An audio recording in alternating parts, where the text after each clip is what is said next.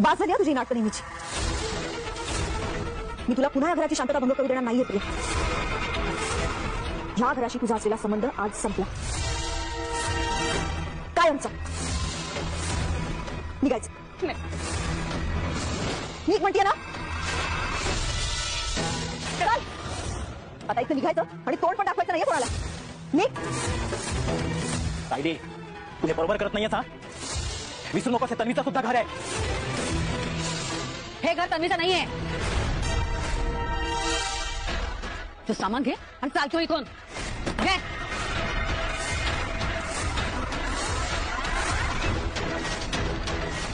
आता तरी तुला तुझी लायकी कळली ना प्रिया। आता इथं निघायचं आणि पुन्हा या घराकडेच नाही, या दिशेकडे पण बघायचं नाही। निघ। बघ तन्वी, मी तुला सांगत होतो की आपण इथे नको येऊया। तेव्हा मला माहित नव्हतं की हे सगळे माझ्याशी असं वागतील।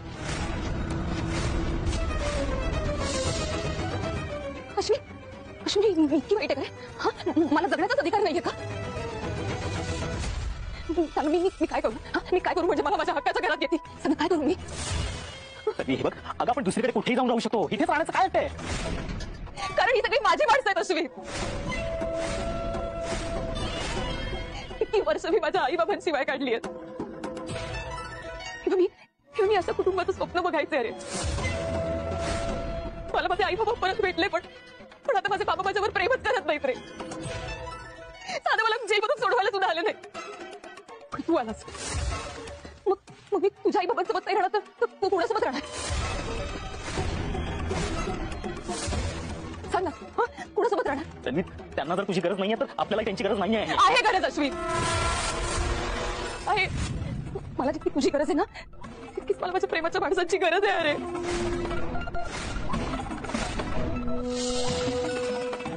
मी खूप हाल सहन केलेत, खूप सोचलंय त्या जेलमध्ये। आता मला स्वतःच्या घरात जायचं ही खूप मोठी अपेक्षा आहे का रे? हा, सांग ना, एवढी मोठी अपेक्षा आहे स्वतःचं घर माझं।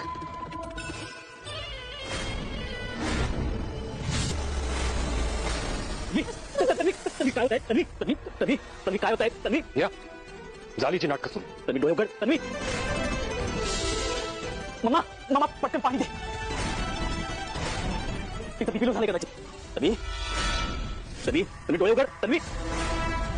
मंडळी, ठरलं तर मग या मालिकेचा आजचा धमाकेदार असा रिव्ह्यू तुम्ही ऐकत आहात। अरे आजही सुभेदार त्यांच्या निर्णयावर अगदी ठामपणे आहेत प्रेक्षकांनो। काय जबरदस्त दाखवला आजचा भाग। प्रियाला हात धरून सायलीने घराच्या बाहेर काढले आज फायनली। जो प्रोमो आपण बघत होतो ना, तो आज प्रत्यक्षात बघतोय पुन्हा। सायलीने आता प्रियाला हाताला धरून उंबऱ्याच्या बाहेर हकललंय, घराबाहेर हकललंय आणि सांगितलंय, चल निघ म्हटलं ना तुला इथून। चल प्रिया निघ म्हणते ना, तोंड दाखवायचं नाही पुन्हा इथे। आता मात्र अश्विन चिडून म्हणतोय, सायली तू हे बरोबर करत नाहीयेस हा, हे तन्वीचं सुद्धा घर आहे, लक्षात ठेव। आता कल्पनाताई ओरडतात, हे घर तन्वी बिन्वीचं नाहीये, कोणी सांगितलं तन्वीचं घर आहे हे? आता त्या प्रियाची बॅग कल्पनाताई तिच्या पायाशी फेकतात आणि म्हणतात, ही बॅग घ्यायची, सामान घ्यायचं, चालतं व्हायचं इथून कायमचा। चल निघ। सायली म्हणते, प्रिया आता तरी तुझी लायकी तुला कळली आहे ना, आता हे सामान घ्यायचं आणि पुन्हा या घराकडेच काय, या घराच्या दिशेकडे सुद्धा बघायचं नाही। चल निघ म्हणलं ना, निघ। अरे बापरे प्रेक्षकांनो, असलं महाभारत रंगलंय ना आज यांच्या घरात, जबरदस्त। आता ही प्रिया इतकी चिवट आहे, ही काही केलं तिथून जायलाच तयार नाहीये बाबा। एवढे नाटकं करून ठेवलेत तिने, पण तिच्या एकाही नाटकाला बिघातलेली नाहीये सुभेदारांनी। अश्विन म्हणतो, बघ तन्वी बघ, मी तुला सांगत होतो ना की आपण इथे नको येऊयात। लगेच प्रिया रडायला लागते आणि म्हणते, मला काय माहिती होतं रे अश्विन, अरे हे सगळे माझ्याशी असे वागतील, मला कल्पना पण नव्हती रे। अरे अश्विन मी इतकी वाईट आहे का रे? मला जगायचा अधिकारच नाहीये का रे?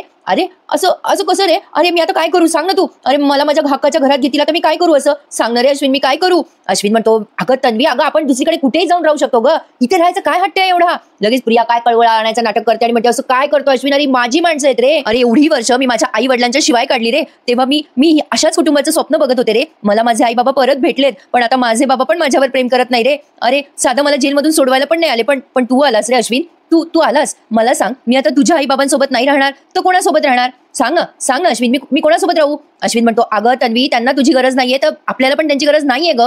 प्रिया म्हणते, आहे, अरे आहे अश्विन, गरज आहे। मला जशी तुझी गरज आहे तशी तुझ्या माणसांची पण गरज आहे रे अश्विन। अरे असं काय करतो रे? अरे मी खूप हाल सहन केले रे, अरे खूप सोचले मी त्या जेलमध्ये, आता मला स्वतःच्या घरात जायचंय रे। अरे माझी एवढी छोटीशी अपेक्षा आहे रे, माझी एवढी अपेक्षा पूर्ण करणार रे अश्विन। आता त्या अश्विनच्या खांद्यावर बंदूक ठेवून गोळ्या झाडते बरं का प्रेक्षकांनो।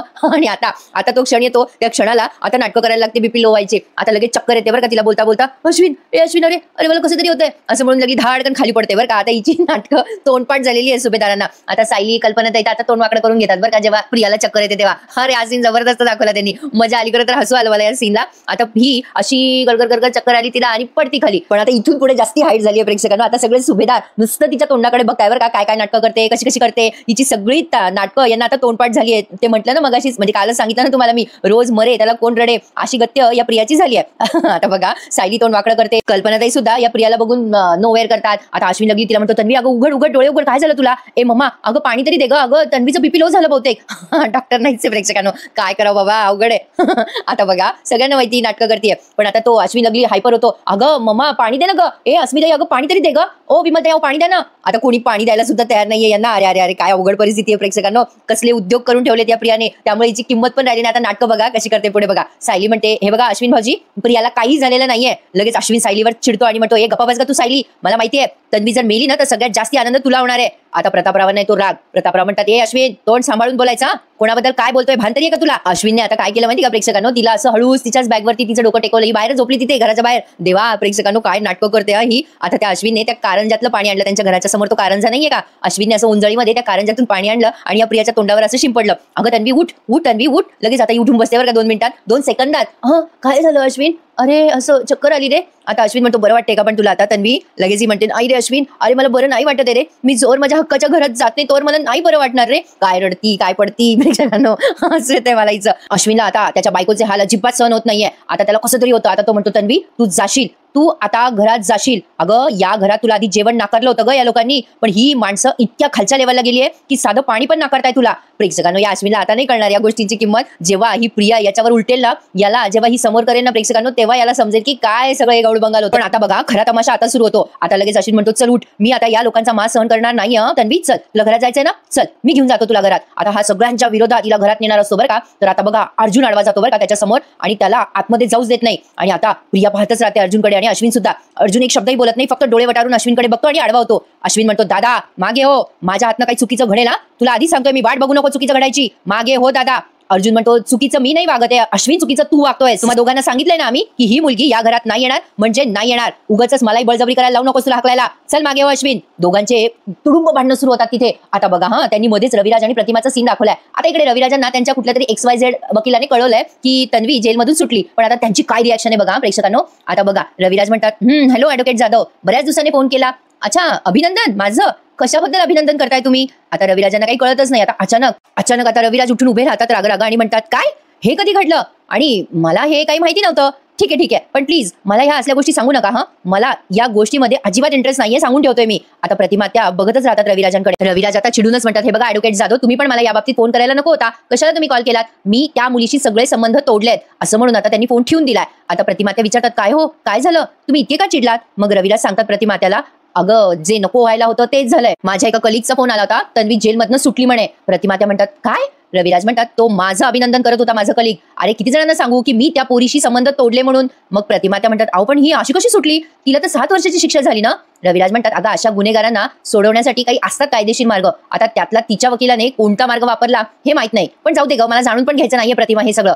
आपली मुलगी ज्या पद्धतीने आपल्याशी खोटं बोलली ना, त्या गुन्हेगाराला मदत केली आहे तिने, मला तिचं तोंड पण बघायची इच्छा नाहीये. रविराज खूप संतापलेले असतात प्रेक्षकांनो. पण प्रतिमा त्या म्हणतात पण अहो आता तर तुम्हाला तिचं तोंड बघावंच लागेल ना. ती जेलमध्ये होती तेव्हा आपण तिला एकदा पण भेटायला नाही गेलो, आता ती आपल्या समोर येणार आहे, काय करणार आहोत आता आपण.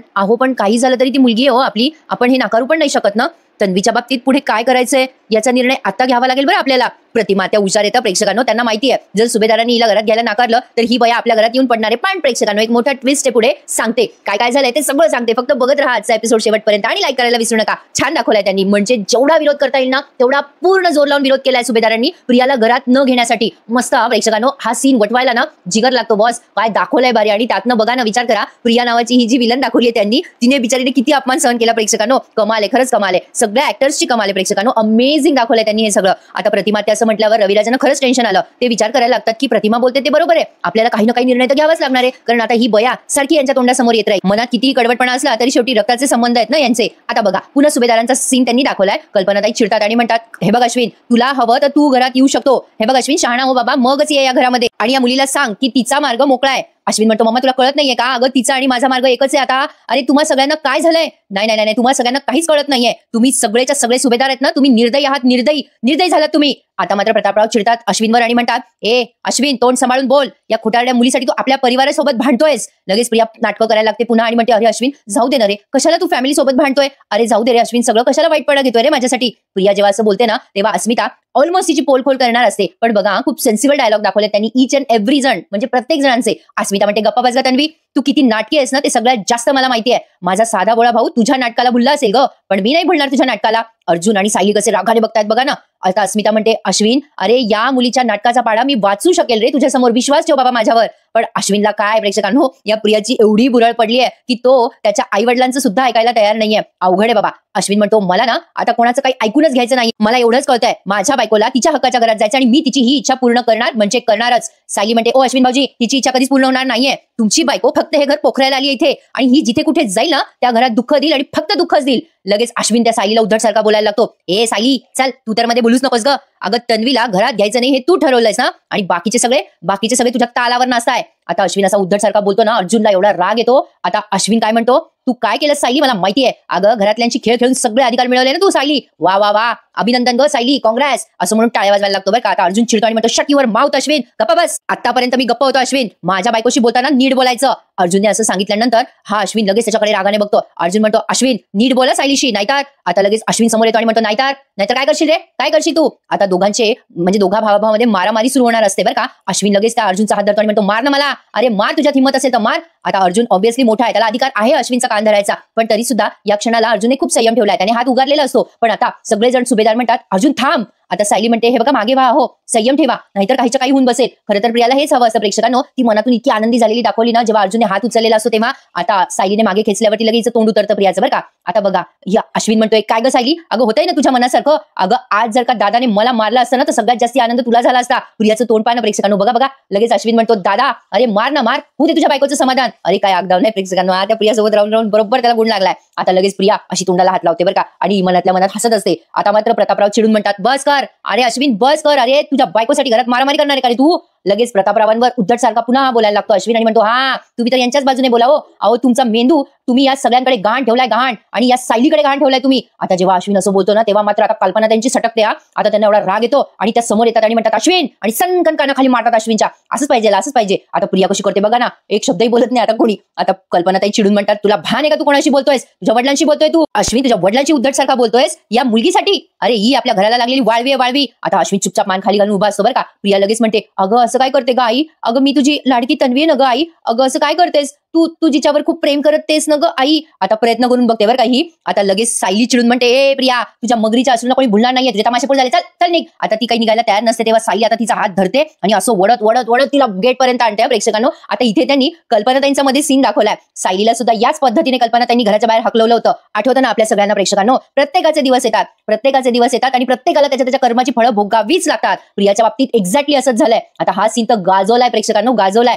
प्रियाला सायलीने असं हात धरून घराच्या बाहेर आणलंय आणि ते खूप वेळ दाखवलंय आणि या क्षणाला अश्विन सुद्धा काही करू शकत नाही. सगळेजण सायलीच्या मागे असतात आणि अस्मिताने त्या प्रियाची बॅग धरलेली असते, म्हणजे अशी खेचत असते अस्मिता. आणि आता हा अश्विन नुसता मागून सायली सोड तिला असं म्हणत असतो आणि फक्त म्युझिक वाजते प्रेक्षकांनो. आणि फायनली आता सायली गेट जवळ येते आणि या प्रियाला अक्षरशः अशी लोटून देते एकाच हाताने. अरे बापरे, सायलीमध्ये एवढा जोर कुठून आला तो तिलाच माहित प्रेक्षकांनो. पण खरंय घरावर संकट आली ना की जोर आणावाच लागतो हाताच्या मनगटामध्ये. आता सायलीने त्या प्रियाला असं फेकलं गेटच्या बाहेर. सायली म्हणते, कायद्याने भले तुला सोडलं असेल ग, पण मी तुला या घरात राहायची परवानगी देणार नाहीये प्रिया. आता प्रिया सायलीला असं बघते जसं काही ती डोळ्यानेच तिला खाऊन घेईल. आता मात्र सगळे सुभेदार प्रियाला असे लुक देतात, ऍटिट्यूड देतात. प्रियाच्या डोळ्यामध्ये आता आग आहे सायलीच्या विरोधात, जशी नेहमीच असते. पण कोण हिला भीक घालणारे प्रेक्षकांनो, करून ही काय करणार आहे? पण शेवटी तेच होतं जे ईश्वराच्या मनात असतं. कोणी कितीही वाईट करायचा प्रयत्न केला ना तरी सुद्धा जोपर्यंत त्याचं पुण्य आहे ना तोवरच तो वाईट करू शकतो. एका क्षणानंतर प्रत्येकाच्या पापाचा घडा भरतो. एक्झॅक्टली प्रियाचं असंच झालंय. आता सायलीने या प्रियाच्या तोंडावर गेट लावून घेतलंय. अश्विन प्रिया बघतच राहतात सायलीकडे. प्रियाला तर वाटतंय या सायलीमध्ये एवढी हिंमत आलीच कुठून, हिची एवढी हिंमत मला हिने लोटलाय.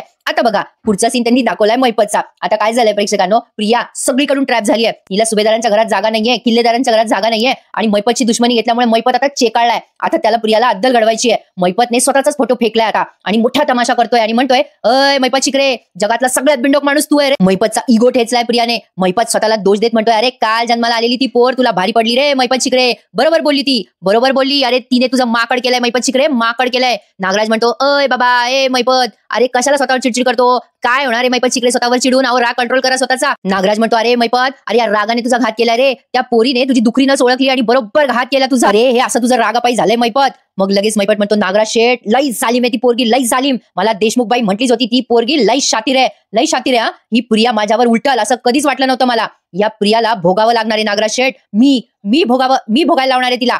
आता मैपत असं म्हटल्यानंतर त्याचा पंटर असतो ना गुंड, तो म्हणतो, शेठ तुम्ही फक्त सांगा काय करायचं ते. नागराज म्हणतो, ए बाबा, ए गप्प बस ना जरा, अरे तू तुझा शेठ जरा गप्प बसा, अरे शांत बसा बाबा. नागराज आता मैपत समोर येत म्हणतो, अरे ए मैपत, अरे त्या प्रियाला मारणं परवडणार आहे का बाबा आपल्याला? नाही परवडणार. तुला आठवतं का ती प्रिया काय म्हणाली होती आपल्याला? तिच्याकडे एक व्हिडिओ आहे आपली पोल खोलणारा. ती काय म्हणाली होती? तिला जर का काही झालं तर ती तो व्हिडिओ व्हायरल करेल, तिला काही हो पण तो व्हिडिओ व्हायरल होईल असं बोलली होती ती. आठवतं ना तुला मैपत? आठवतं की नाही? मैपत म्हणतो, अरे नागराज शेठ, म्हणूनच ती प्रिया आतापर्यंत जिथे ठेवली होती ना मी, आता तरी कुठं म्हणलो मी नागराज शेठ की मी त्या प्रियाला उडवल म्हणून. नागराज शेठ, त्या पोरीला मी जित्त ठेवणार आहे. तुम्हाला माहितीये का मेल्यावर काही दुःख होतं का? मी त्या प्रियाला भोगावं लावणार आहे. माणूस जिवंत असतं ना तेव्हाच दुखतं माणसाला, मेल्यावर दुखतं का नागराज शेठ? नाही ना. तसंच त्या प्रियाची दुखरी नस असणारच. मी ती अशी दाबणार आहे ना की ती म्हणाल, अण्णा सर मला जाऊ द्या, अण्णा सर मला जाऊ द्या, हो मला सोडावं अण्णा सर, मला माफ करा अण्णा सर करून रडल ती माझ्या समोर.